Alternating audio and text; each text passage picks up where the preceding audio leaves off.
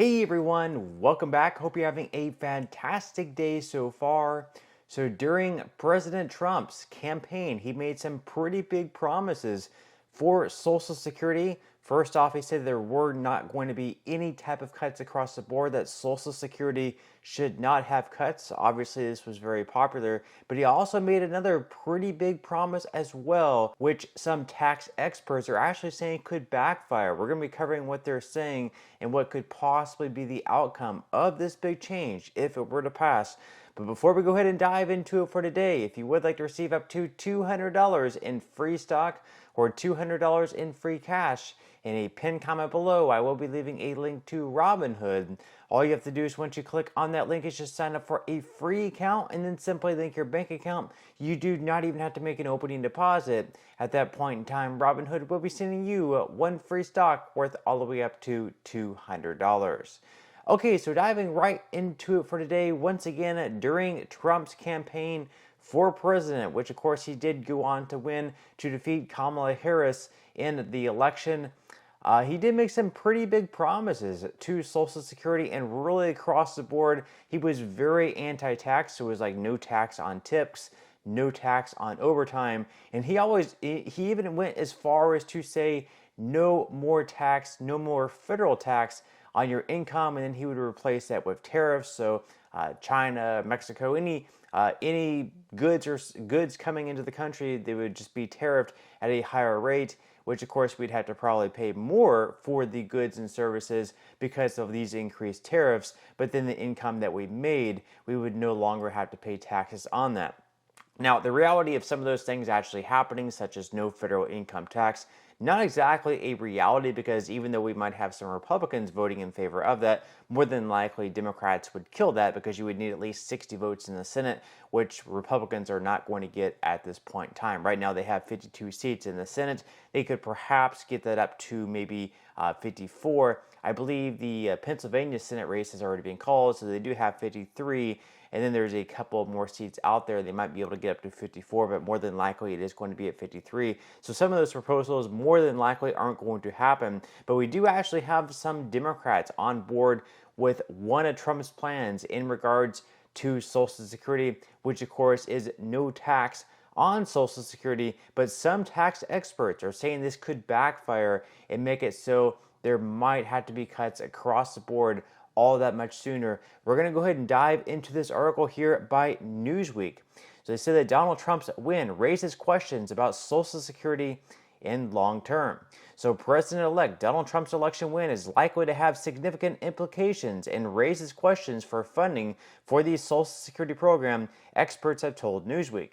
Republican Trump will become the 47th president following his decisive defeat of Democrat Kamala Harris on November 5th. Among his campaign pledges, Trump promises to nix taxes levied on Social Security income, which is paid by around 40% of current recipients, according to the Social Security Administration. Under current rules, individuals who have an income between $25,000 and $34,000 per year are subject to taxes on up to 50% of their Social Security income. If they earn more than this, as much as 85% of benefits can be subject to tax. While the pledge will put more money in the pockets of beneficiaries in the short term, experts have warned that it could impact Social Security's funding coffers. The SSA's 2023 Trustees Report, released earlier this year, found that trust funds that shore up the country's largest benefit system for retirees, survivors of deceased workers, and disabled people is due to run out of funds in 2035. And by then, recipients are projected to receive only 79% of their full benefits unless action is taken by Congress to ensure its solvency. So what exactly do they mean there by only 79% of their full benefits will be able to be received at that point in time unless full action is taken? That basically means in short term that you will be receiving a benefit cut of right around 21%. Now, we've seen estimates of anywhere between 19 to 26%. Let's just use a nice round number at 20% and what exactly that would mean for you. So let's say, for example, you're receiving $2,000 per month. A 20% cut across the board for you would mean a benefit cut of $400 down to $1,600 from your $2,000 benefit. And then of course, for someone who's earning, let's say like $1,000, for them it would mean a $200 cut down to $800. So obviously for a lot of people, this could be very devastating, especially if you're relying on Social Security benefits as a pretty good chunk of your income. Obviously, if you're already very, very tight, having a cut of like $200 to $400, obviously that's very significant. That's your grocery bills, that's insurance, just something that definitely can happen. So we definitely hope that they do come to some sort of a solution. Now, the article goes on to say that according to research conducted by the Committee for a Responsible Federal Budget, in October, Trump's policies, including ending taxes on Social Security income and tips, imposing tariffs, and accelerating the deportation of undocumented migrants, would escalate Social Security's cash shortfall over the next decade by $2.3 trillion, accelerating the program's insolvency to 2031, 3 years sooner than previously forecasted.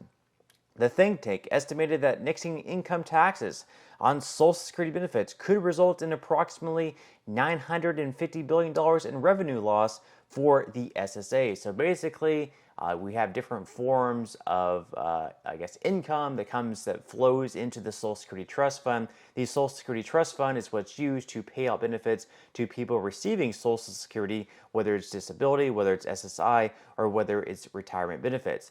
So, the good majority of the money flowing into the trust fund is coming from current workers. So if you're an employee, out of each paycheck, you see different taxes placed on it. You see your state taxes, you see your federal taxes, then you see other things taken out like your health care, your 401k, but then you also see something like your FICA taxes. Your FICA taxes is Social Security and Medicare. The Social Security portion will be 6.2% taxed on you, and then your employer will match the other 6.2%. Now, if you're an independent contractor, if you're self-employed, you actually have to pay both sides. You have to pay the employee side, and then you also have to pay the employer side. So it's 6.2% on both sides, which means that if you're self-employed, you have to pay the entire 12.4% on your income. That's only up to a certain amount. So for 2025, that is going to be increased up a little bit, up to, I believe, like right around $175,000 or something like that. So that's a good chunk of it. Then also other flows that come into the Social Security Trust Fund are actually on Social Security benefits. So once you finally receive your Social Security benefit, some of it can also be taxed as well. Now, right around 40 to 50% of recipients of Social Security do have to pay the tax on their benefits. So the money that's taxed on their benefits also flows right back into the trust fund and then goes back to people once again receiving benefits. So that's the money that's coming into the trust fund. And then they're saying that by 2031, 2032, or 2033, there's not going to be enough money flowing into the trust fund simply because we do not have enough workers working and paying taxes for there to be enough money coming into the trust fund to be able to pay out 100% of the benefits to everyone who is currently on Social Security. Now, even though this is greatly problematic that by removing the tax on Social Security benefits could actually move up the insolvency date a few more years, there's also a great problem that more and more people are having to pay taxes on Social Security, because whenever these tax brackets were created for the tax you had to pay on your Social Security benefits, they were never adjusted for inflation. So we can see right here that yes, the thresholds used to determine which Social Security benefits are taxable have not been adjusted for inflation. Since 1984, this has led to more Social Security benefits being taxed over time and more seniors paying taxes on their benefits. And you can see that the percentage of Social Security benefits that are taxable has increased from 12.2% in 1994 to 38.2% in 2022.